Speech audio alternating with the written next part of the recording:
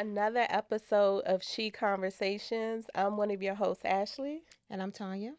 And so today we have a very special guest. But before we introduce her, so the topic of today's show is really about mentorship, leadership, and empowerment for young Black girls. And so, that's one of our core areas as far as shaping health equity. And so, of course, just like all the other episodes, Tanya and I, we've been just going through social media trying to figure out like who would be the best guests to have on this episode. And of course, Instagram is our best friend. And so we came across a very exceptional young woman. Her name is Briauna Wills. She's the founder of Young Queens in Training. And so I'm not going to introduce her. I think she can do a much better job of telling us about herself. I would say just Google her, and she's been on what, Baltimore Magazine, a lot of stuff. When I Googled her and her organization, like so much information popped up.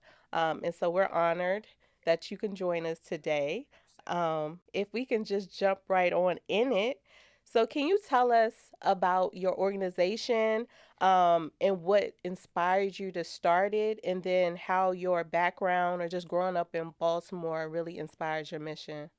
Oh my God, Ashley. So, first and foremost, that was such an amazing introduction. I don't know how to even follow up with that. Like you said, I'm Briauna Wills. I am the CEO and founder of Young Queens in Training Incorporated. We are a mentorship for young women in Baltimore City that are experiencing crisis. And we service young women ages 8 through 18 years old, which are school age young women. I guess jumping right into it, I have over a decade in human service and advocacy experience. I was able to get my start with the ACLU of Maryland, being an advocate for city school funding in my high school years. So being able to work under Frank Patinella and BB Mhm. Verdi, individuals that spearheaded change in Baltimore City schools and how their funding is equally divided amongst the in the school system, really helped me to get a firsthand experience and knowledge on advocacy, human rights. Human service and all the things. So I'm also a Baltimore City resident, native, Northeast Baltimore. Specifically, and my experience growing up in the city really curved what Young Queens in Training is about and the birth of Young Queens in Training. I didn't have an older sibling to guide me or to provide me certain knowledge when it came to survival in Baltimore City. You know, it's like New York almost. If you can kind of grow up here and survive here, you can really survive anywhere.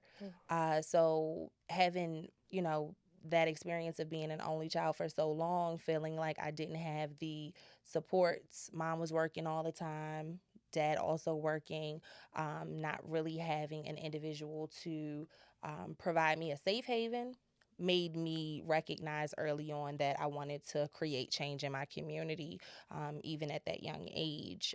So fast forward to I'm working at healthcare for the homeless. I'm working at healthcare for the homeless, and I'm preparing to have my first child, my now 7-year-old daughter.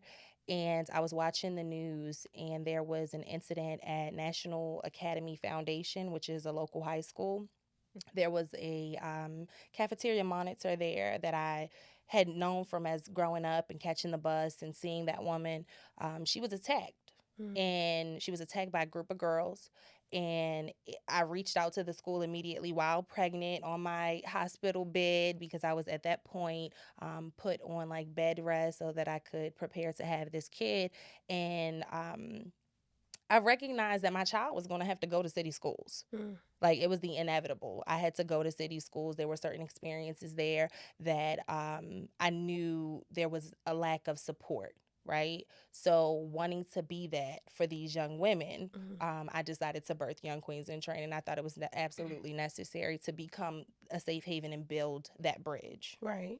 Mm-hmm. You know what's crazy? I was telling Brianna when I talked to her, I was like, it's just amazing how many organizations are out there, like a lot of organizations like hers that we even Mhm. with what we do and where we work out that we're not familiar with. So, Yeah. it took Instagram for me to, find her. Not to say that you're not out there, because clearly you are, but it's just like, where have I been? Mhm. You think you're connected to the community, but then you're like, wait a minute, maybe I'm not as connected as I thought.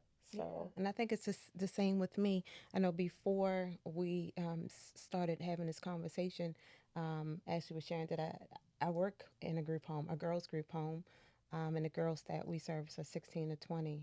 So um, a little bit older than Yeah. some of your younger ones. But I know that organizations like these are very, very important. It's so important to have that positive role model, somebody that can kind of um, shape these young ladies' like existence because a lot of them think they have it all figured out. hmm Yeah. So yeah, it's so important. So I have a question for you. Why is mentorship so essential for young women? Like, what makes it so impactful? Mentorship is impactful because you're able to have solace and find safe haven in an individual that is not going to pass judgment, that's going to see you through, that's going to educate you, and that's going to um, be able to help you connect to different resources. And it's important to know what resources are out here to address social determinants of health. hmm Mhm. Yeah, absolutely. Um, and one thing I can say is that I know for me, I'm inspired, by you. Like I said, when I was looking at all the things you've accomplished, I was like, wow, she's done a lot.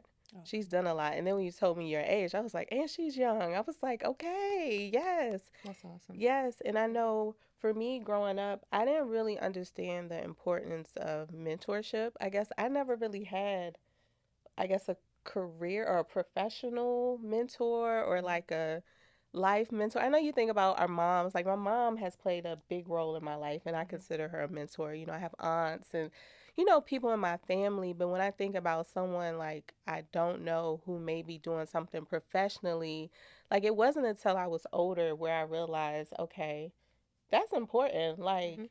I need someone in my life like that. And to this day, I still don't have that person. I don't know. And I'm kind of embarrassed to say that. Like, I know a lot of women is like, yeah, she's my mentor. It's like I want one, but I don't really have one per se, or like a formal. Mhm. I don't know what I'm saying, but I'm saying I don't have a mentor. You know what I'm saying, Yeah. or someone I consider my mentor. And so I guess for me, there's a lot of people that I look up to that I inspire to be like. So, how do you ensure the girls in your program see themselves reflected in leadership and mentorship roles?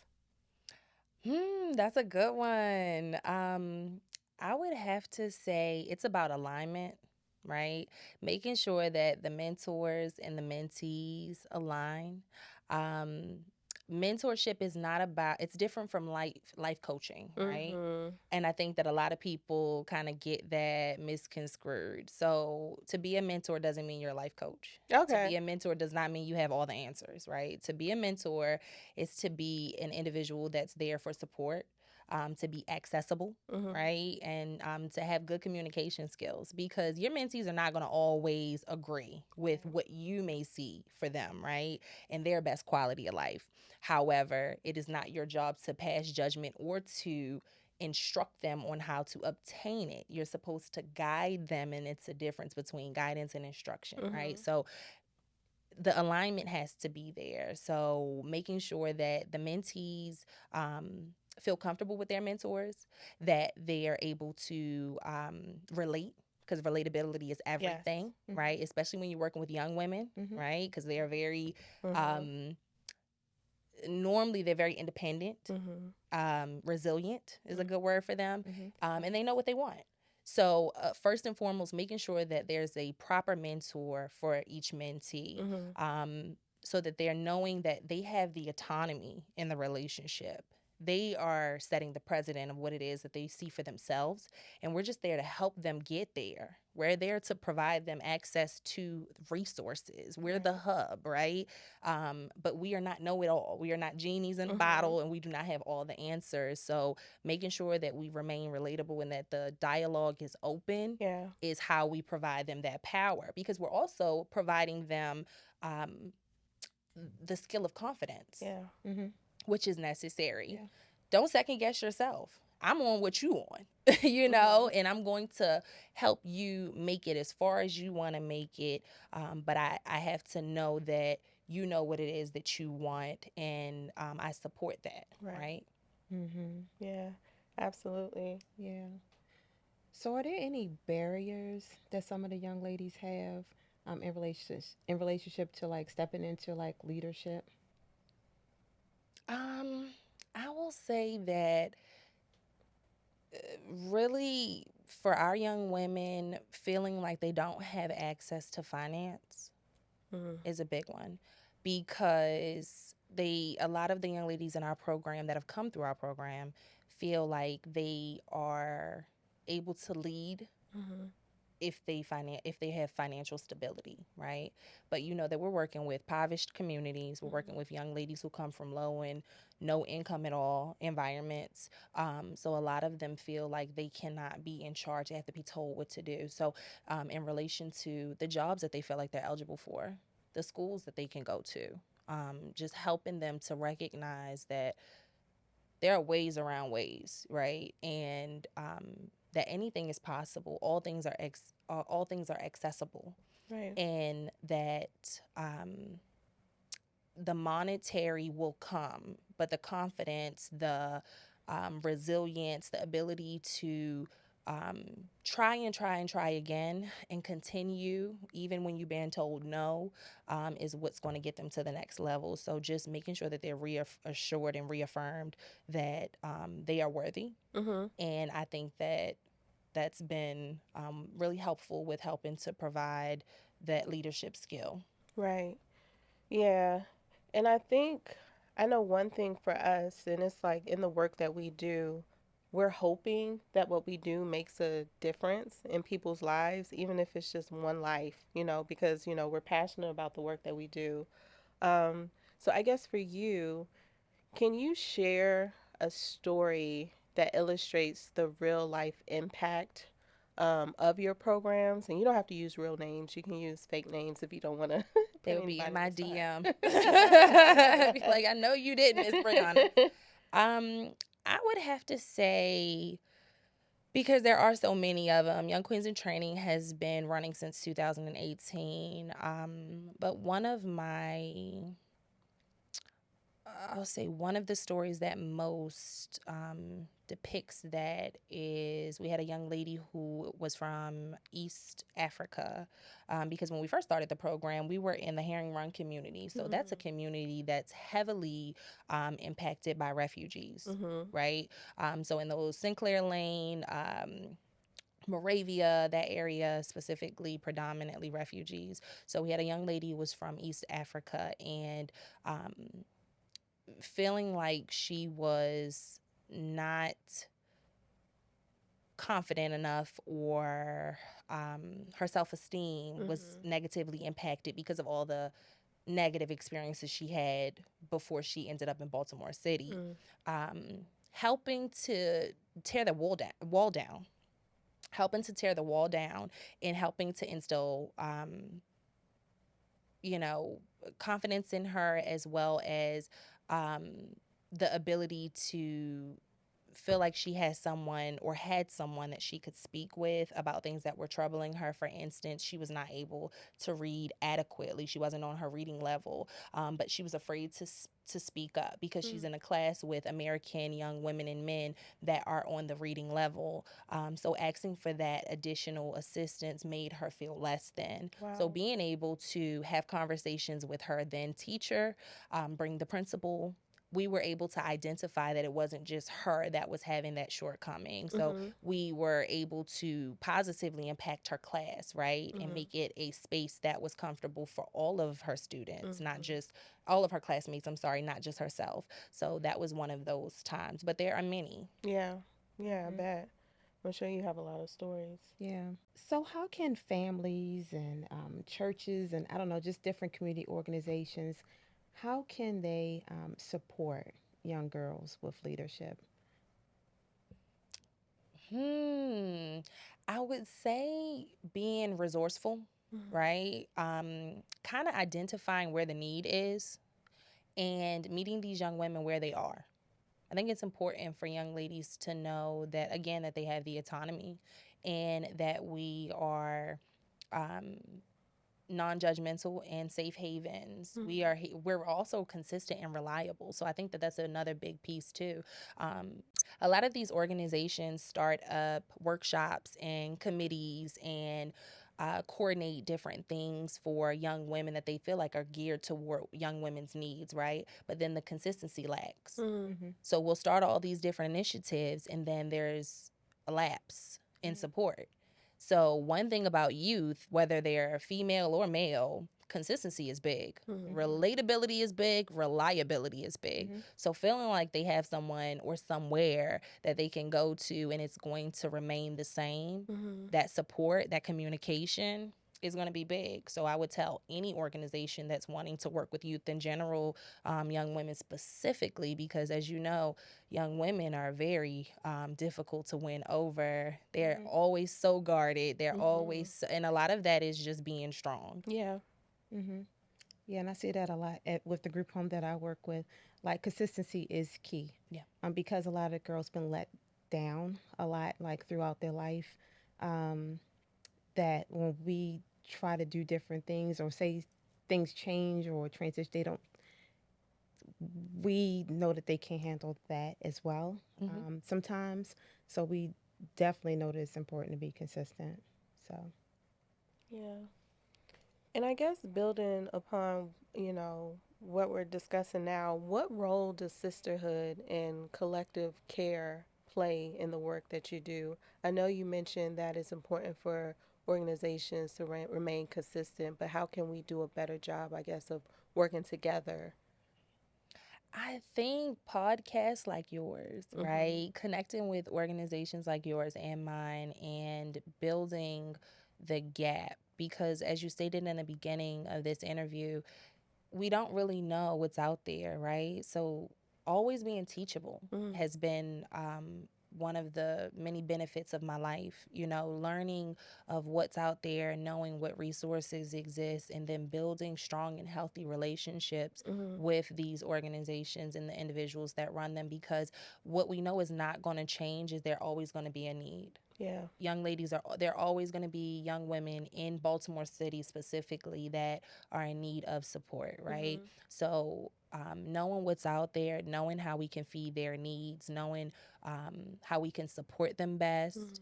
and then have incredible organizations that we can refer them to for those wraparound supports. Yeah. Mm-hmm. Yeah.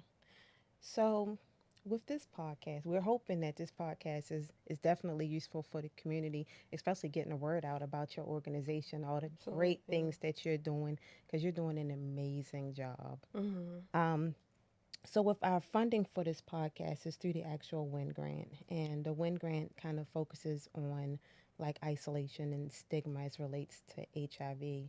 So, like with your leadership program with mentorship, how do you include like sexual health and wellness and all of those types of things?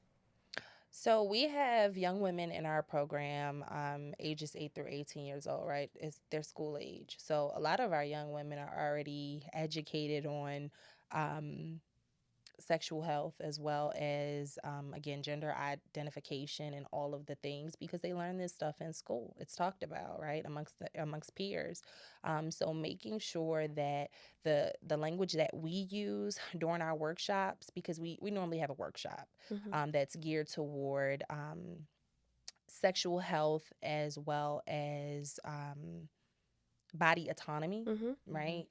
So we partner with an organization called the ELF Foundation, which is the Aaron Levitas Foundation, and we provide education specifically to all of our ages on body autonomy, boundary setting, all the things. They actually have a book called Everybody Talks that we provide to our youth for free. Oh wow. Yeah, right. So in the book is amazing in addressing some of the stigmas that I feel like our community, when I say our community, community of women, run into. We don't have enough conversation about what body parts are called and talking about the real anatomy, right?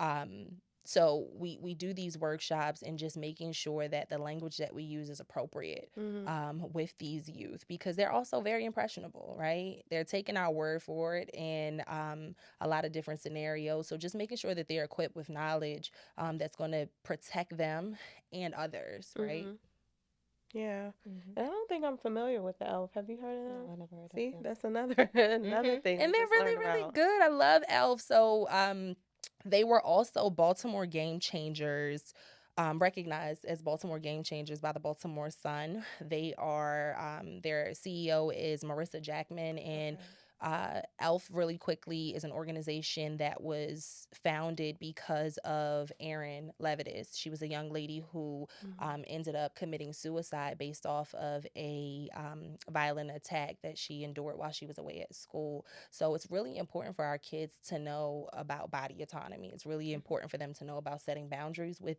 everyone, Mm-hmm. family included, close friends, all of the things, and that they have a say so. I'm teaching my kids. I have a 10-month-old and a 7-year-old, and if she doesn't want to hug or kiss, mommy doesn't hug or kiss her, Mm-hmm. and it's hard. Yeah. Yes. But it's important. So I teach my young ladies in the program the same thing. And you would be surprised when you listen to young women in their experiences. A lot of them are so Mm-hmm. intuitive, so much more wise beyond their years, right? Mm-hmm. And a lot of them speak on not feeling like they had a choice to even Right. for small things like, I don't want to hug my grandpa goodbye today. Nothing personal, I just didn't want to do it, but being made to feel like I had to, Right. Right. so ELF addresses those needs. Okay. Okay. It's good to know. Mm-hmm. Um, and so I guess the next thing we want to talk about, and you kind of touched on this already. So if we truly want to invest in the next generation of Black women leaders, what needs to change? Like I don't want to say where do we start because I feel like we've already started doing the work, but what additional, I guess, needs to happen? Yeah, we've already started doing the work. Yeah.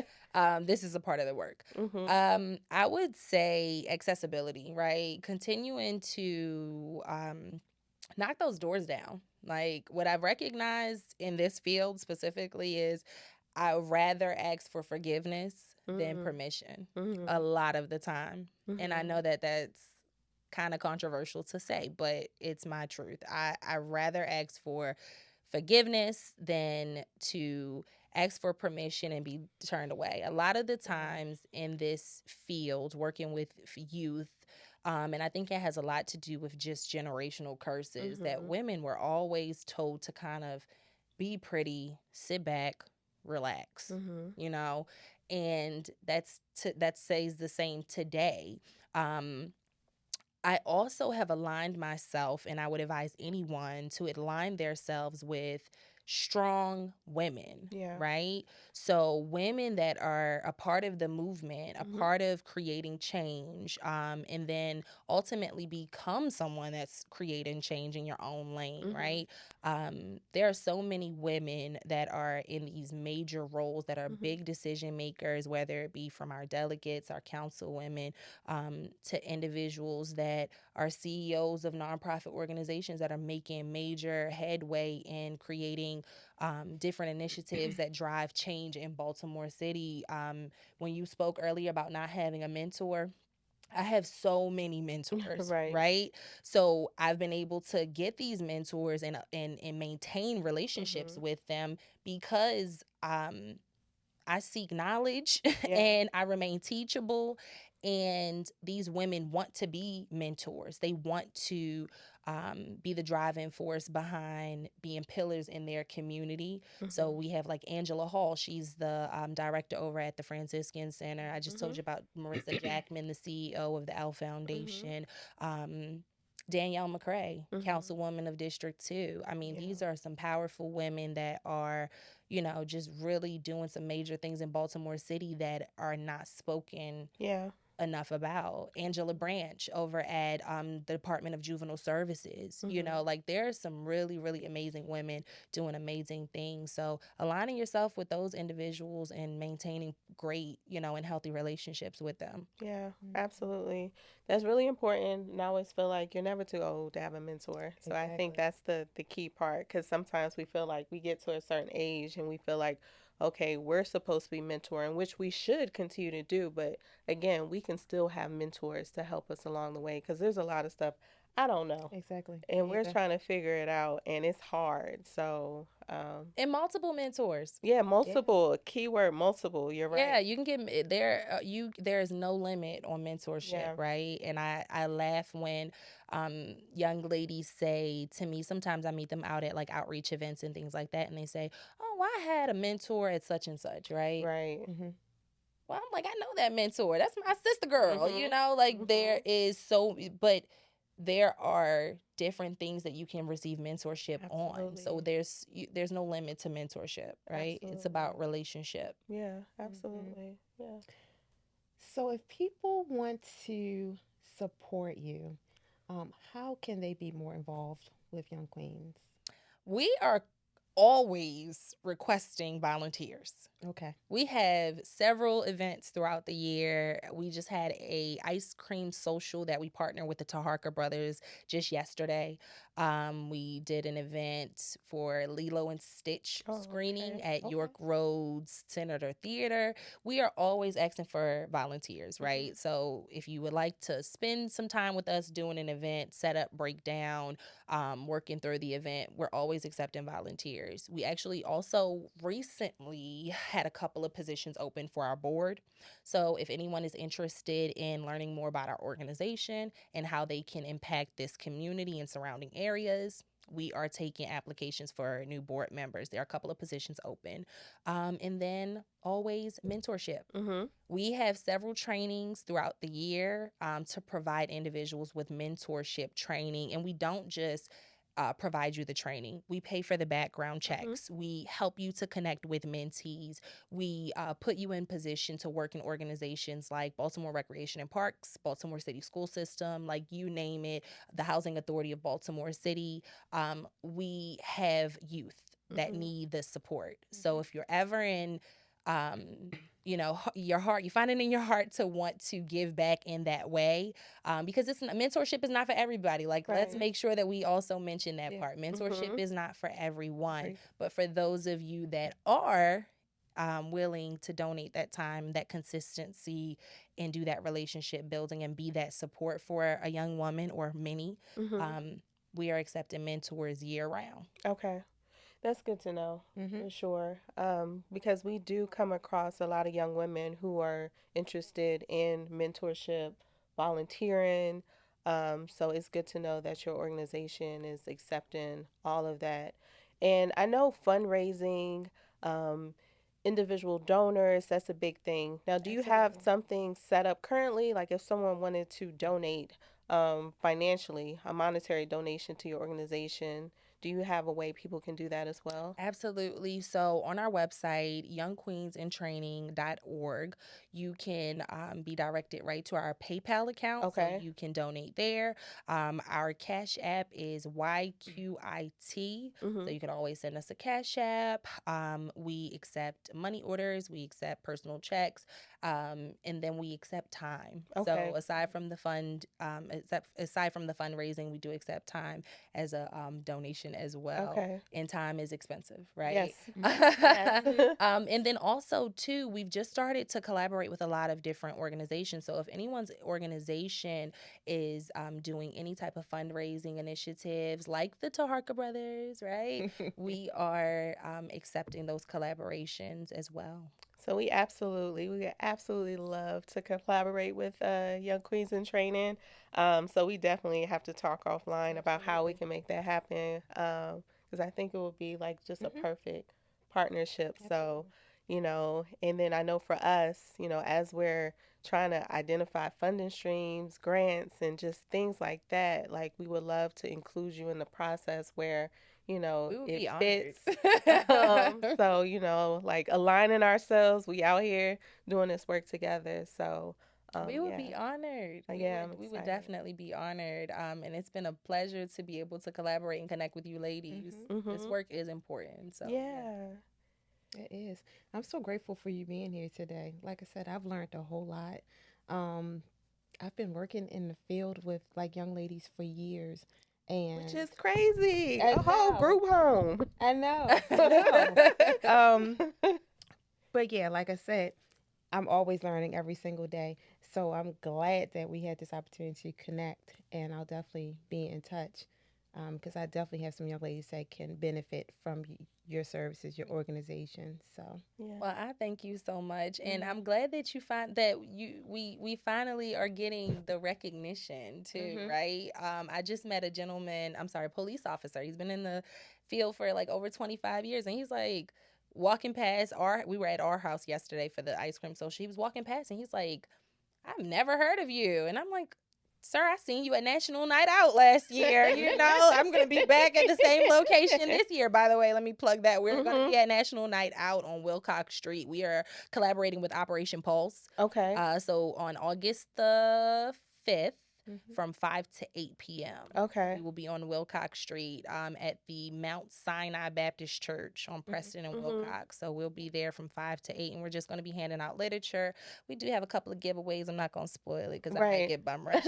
okay, But we do have a couple of giveaways, and we are doing on site registration for young women that are interested in joining our program. But yeah, no one, knows that we're here until they know. And then Yeah. once they know, we grow and they hmm, want to be a part. And that's a blessing and the beauty in it all. Yeah. yeah, Um, it's having those eyes on you finally. Yes. But I love it. I love how you're so plugged in. Like you're plugged hmm, in, you're out there. And with everything going on with this current administration, it's sad to say that a lot of organizations probably won't make it, hmm, but you got to do your best and fight and, That's right. to just stay afloat. And it's hard. It's hard, but like I said, I'm inspired by the work that you're doing. I encourage you to keep going because you're doing a lot of great things. You're plugged in. You're making a difference. So just keep it up.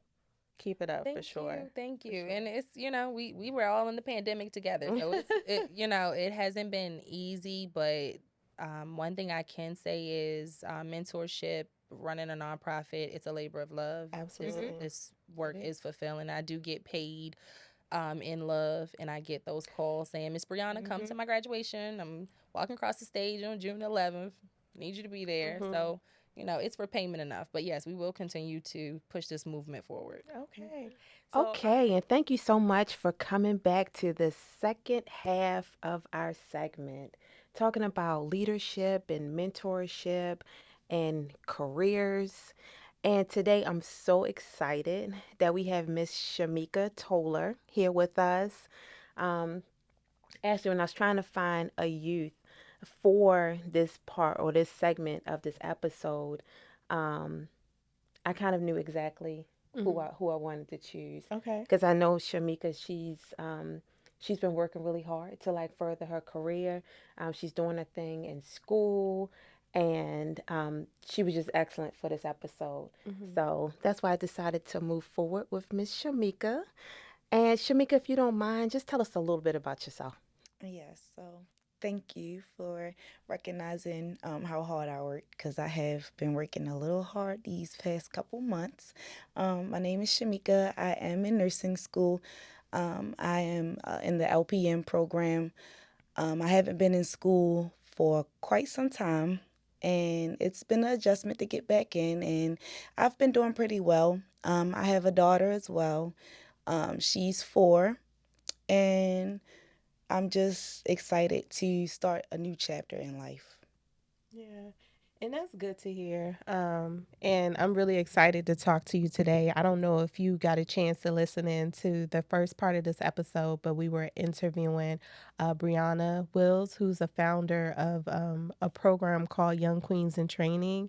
So it's really focused on mentorship of young Black women and girls. And so it's good to now have you as our follow up conversation, someone who is out there, you're young, you're doing your thing.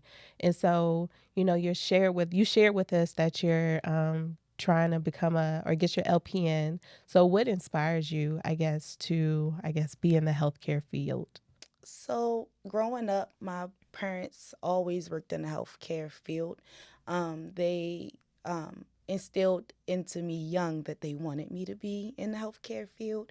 It took me a long time to actually go to school, but watching them, and also when I was a child, I always knew I wanted to take care of somebody. Um, no matter what I was doing. So being a nurse, you're always taking care of someone. So it fit my role with my personality as well. Good. Mm-hmm. Yeah. So before you decided on nursing, what were you doing prior to that? I actually worked in daycare. Okay. I was a teacher for toddlers. So I was also taking care of children. Children. Mm-hmm. Yeah, that's cool. Um, so what do you think about mentorship? Or personally, did you have a mentor, somebody that kind of shaped you in the direction of healthcare? Yeah, so as far as like a mentor goes, I have family support systems. They are the most um they are my mentors, if that makes sense. Mm-hmm. They are the ones that guide me and tell me, what they did and how I could better myself or what direction I need to go in, things like that. Mm-hmm. Yes. Okay, so you feel like they've been helpful as far as, with your academic and professional growth, your Yes. family? Yes. Okay. That's good to know. Because I was mentioning that or speaking on that previously, how I looked at a lot of the women in my family, viewed them as my mentors. Hmm. And so they've had played a major role in, me getting to where I'm at now in life. So I really appreciate them Mm-hmm. for that. Yeah. And I was gonna say similar to you when you were saying you didn't have a mentor growing up. I don't think I did either. I Yeah. don't think that I ever identified somebody actually as my mentor where I can be like, you know what? She was my mentor when I was in high school. Yeah. I didn't have that. I kind of used my family and people that I may have seen that I didn't know personally, but seen maybe on TV or read about them as as a guide to the different things that I wanted to do. So yeah, but Yeah. I'm learning today just the importance of mentorship. It doesn't even matter how old you are. Right. Like even now, right now in my life, I probably do need some sort of guidance or somebody Yeah. that can kind of talk me through some things at times. Yeah. And then that difference, as we were talking about earlier, the difference between, I guess, a life coach Mm-hmm. and mentorship, because sometimes I think of them as the I do. same, I do. All not the time. realizing until Brianna explained it how they're different. And so it's like, do I need both? I Do think we, I you need know what I'm both. saying? Uh, to get through I need life. both. Yeah. So, yeah. And I guess just to just pivot a little bit, I know one of the topics that we discussed with previous projects is like self image, self love, things like that. Do you think your self image has changed since starting school? It has. I feel like I'm a lot harder on myself now than before. Um, and I also feel like my family views me in a different light as well. They see me going into this path, and I feel like I have to walk in a straight line. So self image is definitely tidied up a little bit more. Okay. Mm-hmm. Yeah.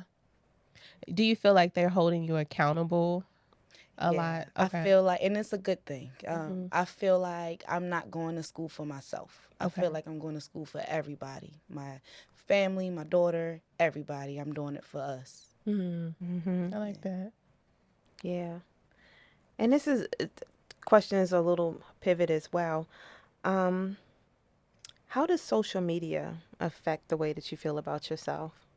Social media is like a stereotype for us.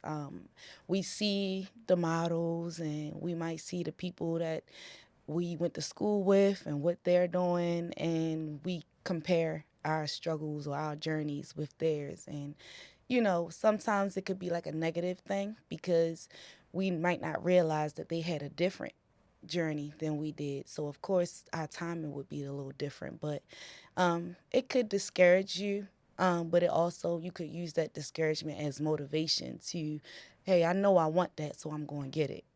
So it's Mm-hmm. some people feed too much into social Yeah. media, Mm-hmm. Yeah. so that it could become a problem. But you're just supposed to use it for what it's there for. Yeah. Mm-hmm. Mhm. Yeah, what they say, social media is sometimes a gift and a curse. Mhm. And I think we all fall into that, looking at different images online and seeing other people life and be like, wow, Yeah. like I wish I could mimic something like that, or I wish I had that. Like we all fall into that trap, and that's kind of like a slippery slope, and it can really be dangerous in some situations, like depending on the person that kind of falls into that trap of getting caught up into the images and the likes and all those kind of things. So yeah, social media is something. Yeah, and it's a snapshot of your life, and people Absolutely. only put out what they want you to see. Mhm. Mhm. So I always look at it as someone's life can be complete trash, but they gonna find like that nice car and they gonna take a picture in front of it and put it on social media Yeah. and make it seem like their life is greater than what it is. So it's like, yeah, you have to be careful not to look into, too much into what people post because that can't, sometimes it's not a true reflection of Mhm. what, their life really is. So yeah, social media is, yeah, like you said, It's not a real place. it's not a real place. There Mhm. we go. So, one of our core service areas is sexual health education. And so we provide, we engage a lot of youth in workshops in which we go through like HIV, STI 101, ways that you can protect yourself. And then also ways if you're living with HIV, how you can get care, what's available to you. So, in thinking about that, do you think you're able to openly talk about sexual health, HIV, STIs with your friends and family? Um, of course, I feel like sex is one of those touchy subjects because some people might feel comfortable talking about it, some people might not.